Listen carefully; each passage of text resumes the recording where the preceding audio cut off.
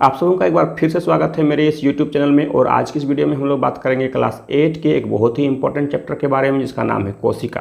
कोशिका जिसे अंग्रेजी में सेल भी कहते हैं। आज की वीडियो में हम लोग मुख्य रूप से बात करेंगे कोशिका और कोशिका की संरचना के बारे में। साथ ही साथ हम लोग बात करेंगे कि जंतु कोशिका और पादप कोशिका में मुख्य अंतर क्या है। तो चलिए हम लोग वीडियो को शुरू करते हैं।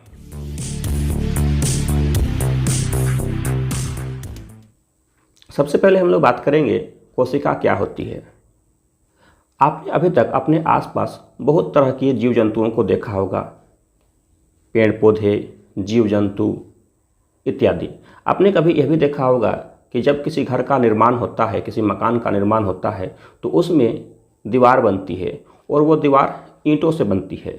इसका मतलब ये हुआ कि ईंटों को एक निश्चित पैटर्न में, एक निश्चित क्रम में लगाने से जिस प्रकार से दीवार बनती है और दीवार से फिर मकान बनता है, तो उस मकान के लिए वो जो ईंट हो गया वो बिल्डिंग ब्लॉक हो गया, संरचनात्मक इकाई हो गया।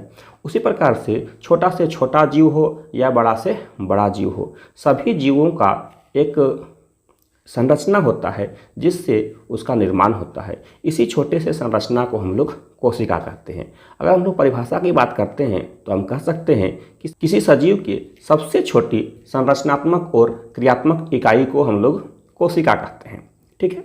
अब इस कोशिका की खोज किसने की? तो सबसे पहले इस कोशिका की खोज की रॉबर्ट हुक ने। रॉबर्ट हुक एक अंग्रेज वैज्ञानिक थे और इन्होंने कॉर्क, जो कि बोतल के ढक्कन के रूप में इस्तेमाल की जाती है, उस कॉर्क का अध्ययन किया और सरल सूक्ष्मदर्शी के द्वारा कॉर्क को ध्यान से देखने पर उन्होंने पाया कि कॉर्क में मधुमक्खी के छत्ते की जैसी संरचना होती है और उस संरचना में छोटे छोटे कोष्ठक होते हैं, छोटे छोटे कोष्ठ होते हैं या छोटे छोटे से रूम्स होते हैं, और ये सारे कोष्ठ एक पतली दीवार के द्वारा एक दूसरे से विभाजित होते हैं। तो इन छोटे कोष्ठ को इन्होंने सेल का नाम दिया और यहीं से सेल यानी कि कोशिका की शुरुआत तो हो गई। वास्तव में सेल शब्द अंग्रेजी का है और इस सेल शब्द की उत्पत्ति एक लैटिन भाषा की सेलुला शब्द से हुई है, जिसका अर्थ होता है स्मॉल रूम्स, छोटे छोटे कमरे। यहाँ से हम लोग एक छोटा सा इतिहास के बारे में जान गए कि सेल जो है अंग्रेजी शब्द है, जो कि इस लैटिन भाषा के शब्द सेलुला से लिया गया है, जिसका अर्थ होता है स्मॉल रूम्स यानी कि छोटे छोटे कमरे। यहाँ पर क्या हुआ, रॉबर्ट हुक ने जो संरचना देखी वह मृत कोशिकाओं की संरचना थी, यानी कि मृत कोशिकाओं को उन्होंने देखा था।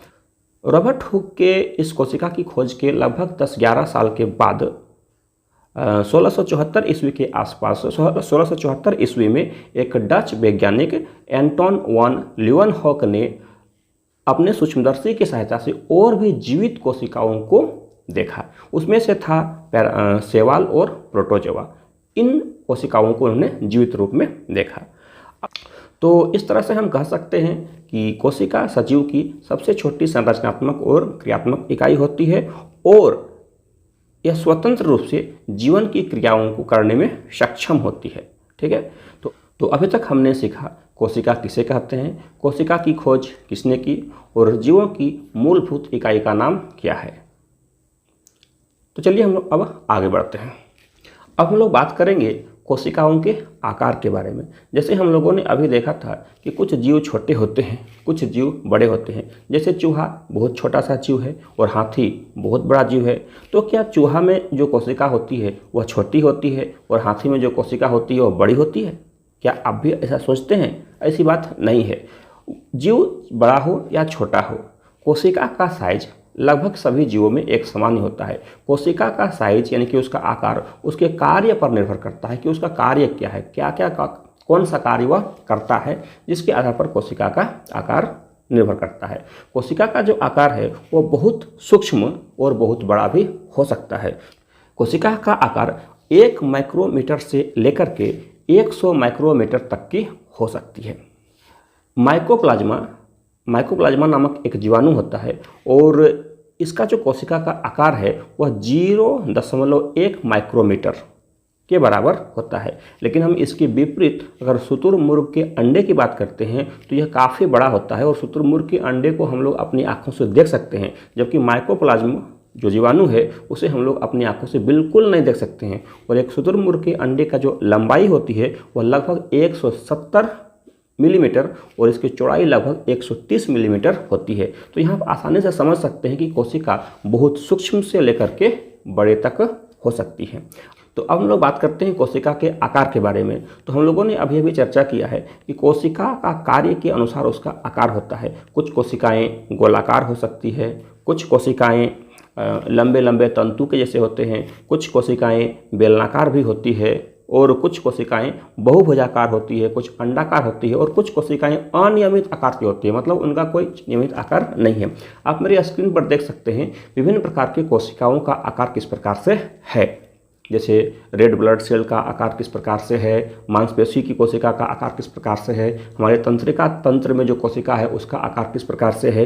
तंत्रिका तंत्र में जो कोशिका होती है उसका जो साइज होता है वह लगभग 1 मीटर के लगभग भी हो सकती है, मतलब समझ सकते हैं कि इतनी बड़ी कोशिका भी संभव है। अब चलिए हम लोग बात करते हैं कोशिका के आधार पर जीवों के प्रकार।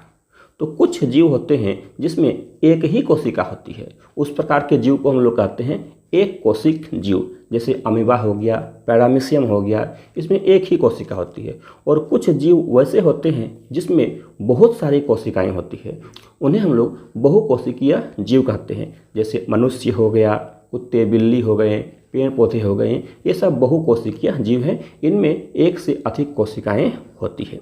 अब जब इन कोशिकाओं का हम लोग बात करते हैं तो एक प्रकार के कोशिकाएं मिल करके उत्तक का निर्माण करती हैं। उत्तक एक विशिष्ट कार्य करते हैं और जब एक जैसे उत्तक मिलते हैं तो अंग का निर्माण होता है। जैसे फेफड़ा एक अंग हो गया, हृदय एक अंग हो गया। और जब ढेर सारे अंग मिलते हैं तो एक अंग तंत्र का निर्माण होता है। हमारे शरीर में बहुत तरह के अंग तंत्र है, जैसे श्वसन तंत्र है, परिसंचरण तंत्र है, उत्सर्जन तंत्र है, प्रजनन तंत्र है इत्यादि। और जब सारे अंग तंत्र मिल जाते हैं, कई अंग तंत्र मिल करके एक जीव का निर्माण करते हैं, एक सजीव का निर्माण करते हैं। तो यहाँ पर हमने क्या सीखा, कोशिकाओं के समूह को उत्तक कहते हैं। उत्तक आपस में मिलकर के अंग का निर्माण करते हैं, अंग से फिर अंग तंत्र बनता है, अंग तंत्र से हमारा एक ऑर्गेनिज्म बनता है, जीव बनता है। ठीक है, तो चलिए हम लोग अब बात करते हैं कोशिका के घटक के बारे में। कोशिका का घटक का मतलब हुआ कि उस कोशिका में कौन कौन से चीज़ उपस्थित हैं। तो जिस समय सिंपल माइक्रोस्कोप यानी कि सरल सूक्ष्मदर्शी का आविष्कार हुआ था, उस समय कोशिका के घटक के बारे में जानकारी उतनी नहीं मिल पाई थी। लेकिन जैसे ही इलेक्ट्रॉन माइक्रोस्कोप का आविष्कार हो गया, उसके बाद से कोशिकाओं के अंदर कौन कौन से चीज़ हैं इसका काफ़ी विस्तृत अध्ययन किया गया। और उसके बाद यह पाया गया कि एक कोशिका में जो मुख्य रूप से पाए जाते हैं वह मुख्य रूप से 3 चीज़ हैं। पहला हमारा है कोशिका झिल्ली, दूसरा है कोशिका द्रव्य और तीसरा है केंद्रक। ठीक है, अब बात करते हैं ये कोशिका झिल्ली क्या होती है। तो देखिए, प्रत्येक कोशिका जो होती है उसके सबसे बाहरी परत में यानी बाहरी आवरण में या बाहर में हम बोल सकते हैं एक घेरा होता है, एक पतली सी झिल्ली होती है, इसको हम लोग बोलते हैं कोशिका झिल्ली। अब जरा से यहाँ पर समझने वाली बात है कि जीवों में कोशिका झिल्ली होती है, लेकिन पौधों में कोशिका झिल्ली के अलावा कोशिका झिल्ली के बाहर एक और मोटी परत होती है जिसे हम लोग कोशिका भित्ति भी कहते हैं। ये पेड़ पौधों की कोशिका और जीव जंतु कोशिका में सबसे बड़ा अंतर है कि जीव जंतु की कोशिका में केवल कोशिका झिल्ली होती है, लेकिन पेड़ पौधों की कोशिका में कोशिका झिल्ली के साथ साथ कोशिका भित्ति भी होती है, जिसे हम लोग सेल वॉल भी कहते हैं। अब देखिए, अब इस कोशिका झिल्ली, जो कोशिका झिल्ली की हम लोगों ने बात किया कि जिस झिल्ली के द्वारा एक कोशिका घिरा होता है, उस झिल्ली के अंदर कुछ द्रव्य होते हैं, उस झिल्ली के अंदर कुछ द्रव्य होते हैं जिसे हम लोग कहते हैं कोशिका द्रव्य। कोशिका द्रव्य यानी कि हम लोग इस तरह बोल सकते हैं कि कोशिका झिल्ली और केंद्रक के बीच जो द्रव्य होता है उसको हम लोग बोलते हैं कोशिका द्रव्य। कोशिका झिल्ली जो होती है, जिसको हम लोग प्लाज्मा झिल्ली भी कहते हैं, एक छिद्र युक्त झिल्ली होता है। यह छिद्र युक्त झिल्ली कैसा है कि हमारे अंदर जो सेल, जो कोशिका को ज़रूरत का चीज़ है, जो ऐच्छिक पदार्थ है, उसको अंदर आने देती है, और जो कोशिका के अंदर का हानिकारक पदार्थ है, बेकार पदार्थ है, वो उसको बाहर निकाल देती है। तो इस प्रकार से हम लोग कोशिका झिल्ली को चयनात्मक पारगम्य यानी कि सेलेक्टिव परमेबल भी कह सकते हैं।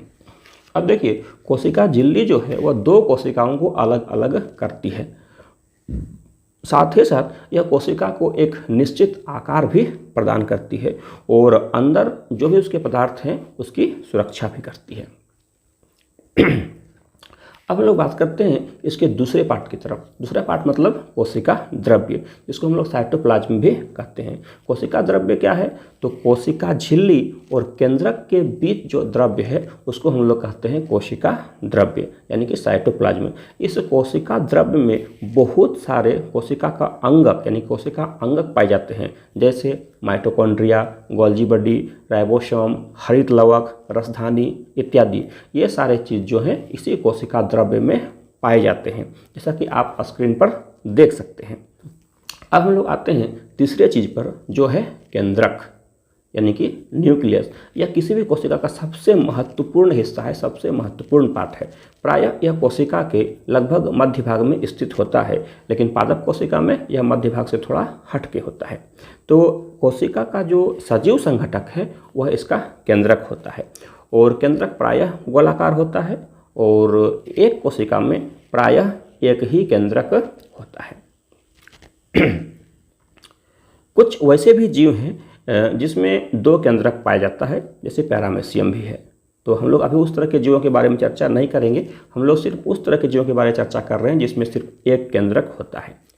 अब यहाँ पर हम एक इम्पॉर्टेंट चीज़ पर बात करेंगे कि सभी पूर्ण विकसित कोशिकाओं में विकसित केंद्रक पाया जाता है, जो दोहरी केंद्रक झिल्ली से घिरा होता है। अब देखिए, यह झिल्ली भी रंध्र युक्त होता है, मतलब इसमें भी छोटे छोटे छिद्र होते हैं, और इसको हम लोग कहते हैं न्यूक्लियर पोर्स कहा जाता है।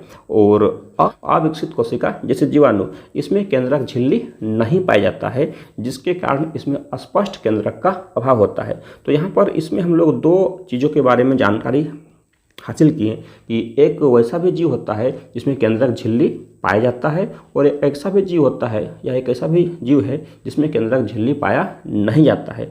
तो इसके आधार पर भी हम लोग जीवों को अलग अलग मतलब दो पार्ट में बांट सकते हैं। जिस कोशिका में केंद्रक झिल्ली नहीं पाई जाती है उस तरह की कोशिका को हम लोग बोलते हैं प्रोकैरियोटिक कोशिका, और जिस कोशिका में केंद्रक झिल्ली पाई जाती है मतलब स्पष्ट रूप से उसमें दिखता है, उसको हम लोग कहते हैं यूकैरियोटिक कोशिका। तो यहाँ पर यूकैरियोटिक कोशिका और प्रोकैरियोटिक कोशिका के बीच भी अंतर जानना बहुत जरूरी है। तो चलिए हम लोग थोड़ा सा और बात करते हैं। तो अभी हम लोगों ने बात किया केंद्रक झिल्ली को लेकर के। तो केंद्रक झिल्ली के अंदर केंद्रक द्रव्य, केंद्रक झिल्ली के अंदर केंद्रक द्रव्य पाया जाता है, जिसको हम लोग न्यूक्लियोप्लाज्म भी कहते हैं। और केंद्रक रंध्रों के द्वारा केंद्रक द्रव्य और कोशिका द्रव्य के बीच विभिन्न प्रकार के पदार्थों का आदान प्रदान भी होता रहता है, जिससे यह जीवन की आवश्यक क्रियाओं को नियंत्रित भी करती है। जब हम लोग हाई पावर वाले इलेक्ट्रॉन माइक्रोस्कोप से केंद्रक का अध्ययन करते हैं तो यह पाते हैं केंद्रक के अंदर भी एक छोटी सघन संरचना होती है जिसे केंद्रिका कहते हैं, और इसके अतिरिक्त केंद्रक में धागे के समान पतले पतले संरचनाएं होती है जो आनुवांशिक गुणों को, हेरिडिक प्रॉपर्टी को एक पीढ़ी से दूसरी पीढ़ी में स्थानांतरित करते हैं। जैसे हम लोग कहते हैं कि माता पिता का गुण अक्सर बच्चों में आता है, मतलब माता पिता का गुण उनके संतान में आता है। तो ये गुण एक पीढ़ी से दूसरी पीढ़ी में जाता कैसे है? तो गुणसूत्र के कारण, और गुणसूत्र जो होता है वह केंद्रिका में पाया जाता है। तो चलिए अब हम लोग जंतु कोशिका और पादप कोशिकाओं के बीच जो मुख्य अंतर है उस पर जरा हम लोग चर्चा करते हैं कि जंतु कोशिका और पादप कोशिकाओं में कौन कौन सा अंतर है। तो सबसे पहली बात यह है कि जंतु कोशिका आकार में छोटी होती है और पादप कोशिका आकार में जंतु कोशिका से बड़ी होती है। दूसरा नंबर ये अंतर है कि जंतु कोशिका का जो आकार होता है वह लगभग गोलाकार होता है, और पादप कोशिका का जो आकार होता है वह लगभग आयताकार होता है। तीसरा अंतर यह है कि जंतु कोशिका में कोशिका झिल्ली पाई जाती है, कोशिका भित्ति इसमें नहीं पाया जाता है, जबकि पादप कोशिकाओं में सेलुलोज की बनी हुई कोशिका भित्ति पाई जाती है। चौथा अंतर यह है कि जंतु कोशिका में लवक यानी कि प्लास्टिड्स नहीं पाए जाते हैं, जबकि पादप कोशिकाओं में प्लास्टिड्स जो होते हैं वो पाए जाते हैं, और उसमें क्लोरोप्लास्ट मिलता है जिसकी वजह से पादप कोशिका प्रकाश संश्लेषण की क्रिया कर सकती है, जबकि जंतु कोशिकाओं में प्लास्टिड्स यानी कि लवक नहीं पाए जाते हैं। सिर्फ यूग्लिना ही एक ऐसा जंतु कोशिका है जिसमें लवक पाए जाते हैं। ये अपवाद है। जंतु कोशिका में रसधानी और रिक्तिका जो होती है वह बहुत छोटी होती है और अस्थायी होती है, जबकि पादप कोशिका में रिक्तिका और रसधानी विकसित होती है और अस्थायी रूप से उसमें पाई जाती है। एक सबसे बड़ा अंतर ये है कि जंतु कोशिका में सेंट्रोसोम और सेंट्रियोलस पाए जाते हैं, जबकि पादप कोशिका में सेंट्रोसोम और सेंट्रियोलस बिल्कुल नहीं पाए जाते हैं। तो ये था मुख्य रूप से क्या क्या इसमें अंतर है, ये सारा चीज़ें। तो इस तरह से हम लोगों ने आज मुख्य रूप से चर्चा किया कि कोशिका क्या होती है, कोशिका की संरचना किस प्रकार से होती है, जंतु कोशिका और पादप कोशिका में क्या क्या अंतर है। आशा करता हूँ ये वीडियो आपको अच्छी लगी होगी। वीडियो पसंद आए तो इसे लाइक करें और इसी प्रकार की वीडियो पाने के लिए मेरे चैनल को सब्सक्राइब करना ना भूलें। अगले वीडियो में हम लोग बात करेंगे धातु एवं अधातु, मतलब मेटल और नॉन मेटल के बारे में। तब तक के लिए जय हिंद।